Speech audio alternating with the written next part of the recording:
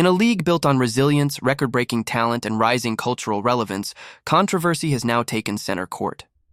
For the first time in its history, the WNBA has suspended its own commissioner, Cathy Engelbert, a move that's sending shockwaves through professional sports. Once hailed as the visionary guiding the league into a new golden era, Engelbert now finds herself at the center of a storm. The accusations are damning, ignoring officiating controversies, brushing off players' desperate pleas for fairness, and dismissing growing frustration from coaches, analysts, and fans alike. This isn't just about bad whistles. It's about integrity, trust, and the very survival of a league that spent over 30 years building credibility. Not long ago, Engelbert was the face of progress. Under her leadership, TV ratings surged 34%. Average attendance reached a 2-decade high, and Nike signed an 8-figure jersey deal. But behind the headline-making growth, a powder keg was quietly building. Recently leaked internal memos reveal that Engelbert's office received 17 formal complaints about officiating bias within the first 6 weeks of the season.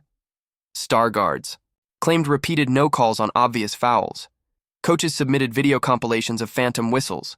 League officials and analysts pushed for an emergency summit. But sources say Engelbert dismissed the concerns, confident the noise would fade. She misread the room. Frustration didn't fade, it exploded. It spread from locker rooms to front offices and finally into the stands. The spark? A marquee matchup that should have been a triumph. Caitlin Clark versus the defending champions. A primetime ratings dream turned nightmare. Within minutes, something felt off. Clark drove hard to the rim and was clearly hacked across the forearm. No call. Moments later, she's hip-checked into the stanchion. Play on. By halftime, the Liberty had 18 free throws. The Fever? Just 4. Commentators danced around the controversy, but crowd mics captured the growing discontent. Call the game! The chant echoed through the arena. Online, "You're rigged" trended nationwide before the third quarter even tipped off. By the final moments, confusion had turned into outrage. The Fever trailed by 2. Clark curled off a screen, took contact, again, and hit the floor. Silence from the officials. No whistle. No eye contact. Referees ignored protests from Clark and teammate Sophie Cunningham, turning their backs as the clock expired. The footage went viral. The fallout was immediate. And now, the league stands at a crossroads. How did it come to this? Who will be held accountable? And can the WNBA repair the damage before trust and fans disappear for good? So as you can see after the game, Caitlin Clark and Sophie are both running up to the referee here. They are both so upset, and the referee is just walking away from them. He won't even look at them in the face. He keeps turning, like Sophie even went up at one point and is like tapping on his arm. He would not even look at them. The scene played out live on CBS. Millions of viewers tuned in, only to wonder if they were watching a professional basketball game or a full-blown circus. As the final seconds ticked away, the camera zoomed in on Caitlin Clark's face, an expression torn between pain and disbelief, while the New York Liberty walked off the court, grinning. What was meant to be a marquee WNBA showcase instantly became Exhibit A in a league teetering on the edge of a credibility crisis. In professional sports, protests happen. But total silence? A complete refusal to even say, "We'll review it"? That's unheard of, and it didn't go unnoticed. Within minutes, the final no-call clip went viral. Over 1 million views in the first hour, 5 million by sunrise. Fans were outraged. Commentators were stunned. And then Coach Stephanie White took the podium for her post-game press conference and poured gasoline on the blaze. I thought she got fouled. I think it's pretty egregious what's been happening to us the last few games. A minus 31 free throw discrepancy. And I might be able to understand it if we were just chucking threes, but we're not. We're attacking the rim. And the disrespect right now for our team has been pretty unbelievable. Coach Stephanie White's post-game words didn't just echo, they exploded. Within hours, ESPN, CNN, and even late-night hosts were quoting her. Rival players joined the uproar. Aces star Aja Wilson tweeted a single emoji. Sue Bird, long retired but still influential, called for an independent referee audit. What began as a post-game complaint between the Fever and the Liberty quickly spiraled into a full-blown referendum on the WNBA's officiating integrity. Data analysts. Gotta work. Hoops Lab broke down every whistle of the season. The results? In Liberty games, opponents averaged 9 fewer free throws. In Fever games, they averaged 11 more. Coincidence? Maybe, until you remember last year's finals, where questionable late-game calls tilted the title toward New York. And who stood on the podium in Liberty colors afterward?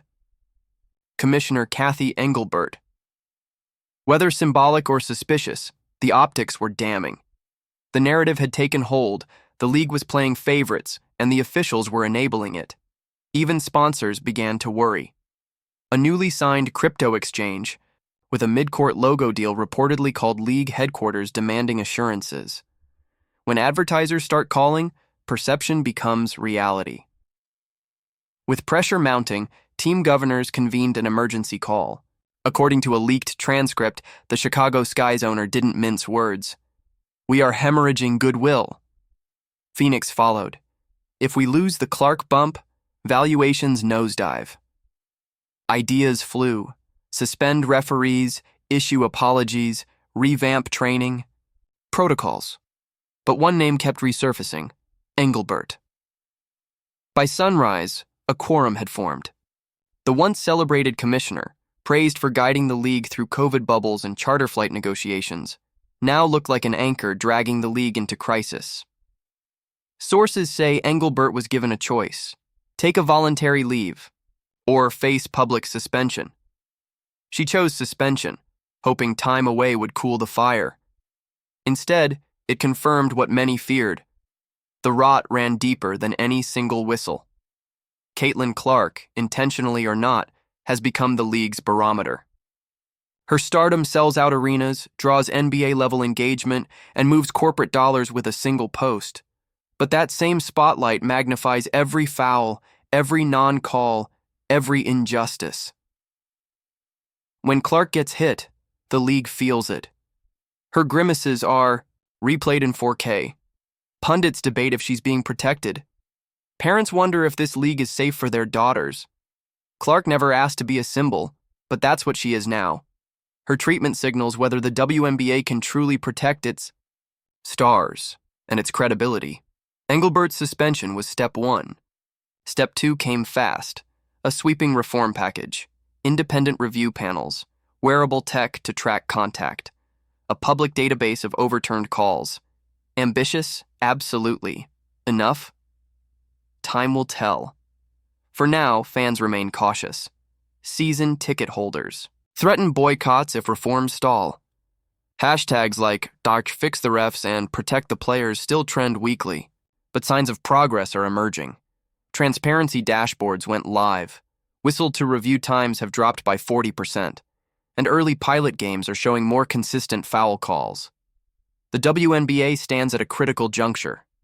This is a moment of reckoning and reinvention. Get it right, and women's basketball proves it can evolve faster than its critics ever imagined. Get it wrong, and the league risks losing its biggest growth opportunity in history: a suspended commissioner, a league under the microscope, a fan base that refuses to settle. This is the crucible where the future of the WNBA will be forged. Will transparency and reform rebuild trust? Or will memories of that April night linger like a stain on the hardwood? One thing's certain. The players have spoken, the fans are watching, and the world is paying attention. Drop your take in the comments. Do you believe in the WNBA's new direction? Or should we brace for more heartbreak? And if you want every twist, every stat bomb, every behind-the-scenes revelation, smash that subscribe button and ring the bell. Because this story, it's only getting started.